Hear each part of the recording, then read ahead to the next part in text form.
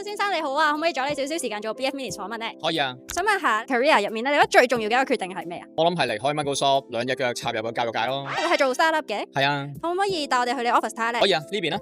我係 Angus，咁係 Growth 嘅 Deputy CEO。你哋團隊有幾多人？大概20人左右啦，咁係2015年成立。你哋而家有幾多學校同你哋合作？大概我哋300多間啦。Growth 其實睇個名都知啊，核心咧就係點樣通過科技成就學生成長。喺我 Microsoft 最後一個崗位咧，我係教育事務嘅主管啦。即係我以前諗住就係老師主任，可能都係3點半4點，跟住攞住沓簿翻屋企嗰啲啦。發現佢哋都幾投入喺成個教育裏邊。既然個 career 都行咗一段時間啦，有冇啲嘢我值得去 contribute？我女女就喺外國讀緊書啦，仔仔咧就係因為一個 DNA 嘅出錯，咁啊長期住院啦，要用呼吸機啦。教育上面咧未必有好多嘢讓到佢可以有所得着。但係如果喺社會裏邊好多小朋友本身健健康康嘅，我哋能唔能夠讓佢可以有自信、幸福地成長咧？我嘅業務就分2大範疇啦。咁一個咧就係傳統嘅學校電子行政系統，另外一邊咧就會係有2個同成長相關嘅。一級裏邊考頭1、2、3就係得個3個。